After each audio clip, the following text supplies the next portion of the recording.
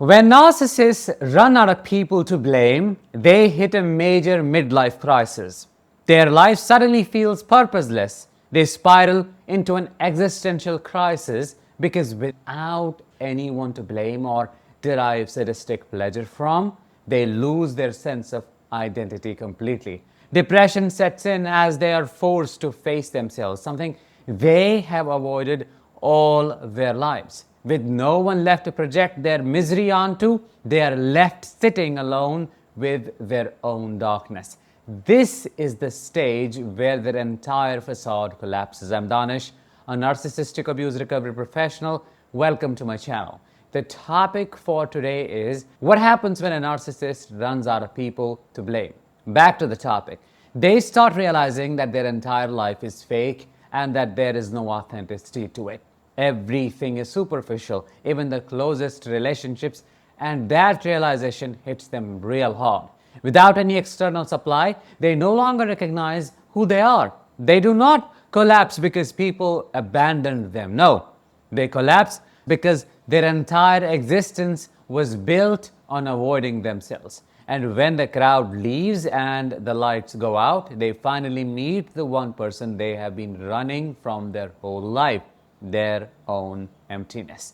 This is where the decay begins, slow, invisible, yet merciless. They start aging faster, losing the vitality that once drew people in. Their eyes lose their shine because the performance is completely over. They sense that their own mask is slipping and they cannot fix it anymore. When those people leave or stop listening, they start blaming small things. When those people leave or stop listening, they crazily start blaming small things. The door, the chair, the phone, the dog, the weather, basically anything that helps them stay angry at something outside of themselves.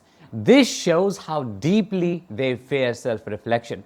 They must believe they are pure, perfect, and misunderstood, so they push every bit of dirt away from themselves.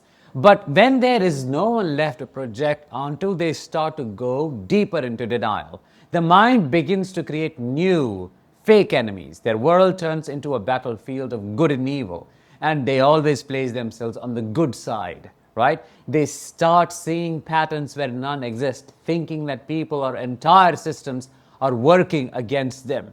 The problem is no longer personal, it becomes global. They become extremely paranoid. Suddenly everyone is out to get them. This is where their conspiracy thinking begins. They become a conspiracy theorist. The narcissist's brain cannot live without blame, so it makes up a new story every day, something big enough to carry all their craziness. They start believing in imaginary haters, the opposition, or corrupt people. They may say, everyone is jealous of me, or they're trying to silence me. They cannot just admit they made a mistake or lost control. It always has to be someone else's fault. This kind of thinking makes them feel special in a very different way, as if their suffering is the proof of their importance. When their life collapses and everyone around them has walked away, they turn to larger ideas to keep their ego alive. Some become obsessed with extreme politics. They start posting or talking about the truth, the greatness, the real enemies, or the system. They act like warriors fighting for justice, but what they are really doing is fighting their own shame through that leader. Politics or social causes become a new mask to hide behind. They're not interested in solving problems, are they? They are interested in proving they're right and others are extremely wrong. If you look closely, it is the same pattern they once used in relationships. Before, they used to say, you ruined everything to their new partner. Now they say, the government, the past government ruined everything, or the media is lying. They've changed the target, but the habit stays the same. They cannot survive without enemies, can they? Their identity depends on opposition. At this point, their mind becomes very unstable. They start losing the ability to tell what is real and what's not. Every disagreement feels like an attack. Every rejection becomes proof that the world is actually against them. They twist stories to make themselves look innocent and others look guilty. Their anger turns into obsession. They read things that confirm their fears and ignore anything that challenges them. Basically, logic is flushed down the drain. They don't care about it. All they care about living in a fantasy where they're the only one who sees the truth. For some narcissists, this stage becomes almost psychotic, dangerous. The anger they used to throw at individuals now spills over into society. They try to control people through fear or by spreading their beliefs. In extreme cases, they may become cult-like leaders or join extreme political movements. Their charm and conviction can attract thousands of followers who share the same anger. Together, they create a world built on shared delusion. The narcissist feels powerful through these minions because they have now found a new crowd to control. Deep down, though, it's the same old fear running the show. They're terrified of being exposed, terrified of being ordinary, terrified of feeling guilt. So they keep projecting their darkness outward. They create us versus them stories to protect themselves from seeing that the real war is inside them. As they go deeper into this delusion, they begin to sound completely detached from reality. If you try to reason with them, they'll twist your words and accuse you of being a part of the problem. Facts do not matter anymore because facts threaten their fantasy. If something does not fit their story, they simply change it. Gaslighting. They may even say things like, the truth is hidden, or you're blind like the rest. The more alone they become, the more convinced they are that they are light and right. Now, do not confuse it with what you may be going through. If we are looking at a spiritual awakening where you are going through what's called the dark night of soul, that's an entirely different concept. You are an empath, you are facing your fears, you are taking responsibility for healing your wounds, and you are recognizing your purpose. You're not delusionally believing anything that comes your way. You're not just erasing your mistakes and purifying yourself without walking through the fire, if you will. That's not what's going on. So these are two different realities, even though on a behavioral level, it may look like the same thing. Talking about spiritual awakening, I'm hosting a workshop on October 26th next week, in which I will teach you how to spiritually detach from a narcissist.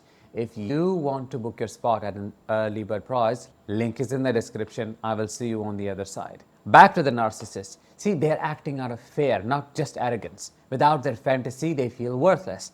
Their sense of self heavily depends on feeling special, either as a hero or as a victim. When no one believes them, they tell themselves that being rejected proves their greatness. See how twisted they are. They twist pain into pride. They would rather believe the world is corrupt than admit they are wrong. When they reach this stage, it is almost impossible to help them. They have lost touch with reality. They're constantly angry, pissed off, suspicious, and restless. They read threats in everything. They blame the world for their failures, the people for their loneliness, the universe for their emptiness. And yet, they never stop to see that the common factor, the common denominator in all of these problems is them. Some narcissists completely collapse at this stage. When no one listens, when the audience disappears, the silence becomes unbearable. They just cannot simply sit with it. Without conflict, they have no purpose. Some fall into deep depression, others retreat into isolation, but most will rebuild their fantasy again. They'll come back to life. They will find a new group to hate, a new movement to join, or a new cause to blame. Anything is better than facing the truth, so they will eventually find another scapegoat. The most dangerous narcissists become obsessed with control. They spread fear and misinformation. They attack anyone who questions them. Their paranoia grows until they see enemies everywhere.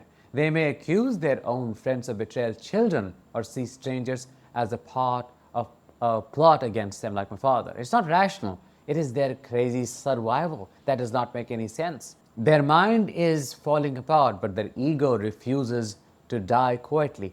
That is narcissistic rigidity. For those who once loved them, watching this may be heartbreaking. The same person who once blamed you for everything is now blaming the whole world. Why is it heartbreaking? Because you realize that it was never about you at all. You were just the nearest mirror, unfortunately. Now that you're gone, They're fighting the reflection of themselves in everything they see.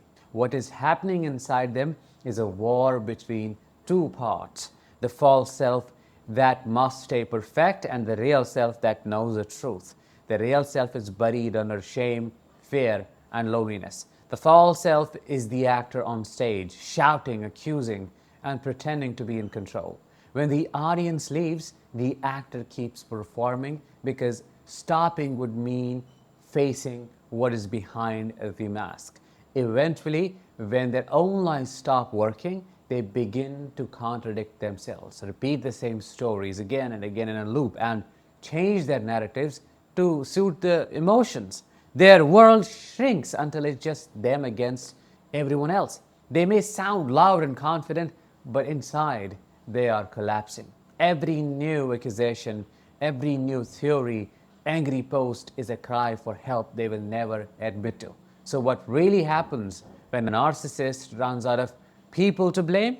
They start seeing enemies everywhere because they can't bear to look within. Their biggest enemy is themselves. Because of this self-sabotage, they end up trapped inside their own lies, cut from empathy, love, peace they could have gotten from others. In the end, they're not powerful, they're terrified. Their need to blame was never about control. It was about psychopathic, predatory survival. They blame because they can't face the mirror, and when there is no one left to blame, the mirror is all that is left. What does it show them? It shows them everything they have avoided seeing all their life, and that is the one truth: they cannot survive no matter what. Have you witnessed this in your life? Let me know in the comments. With that, let's bring this one to an end. Thank you so much for listening. I will talk to you in the next one. Until then, as always, let the healing begin and continue.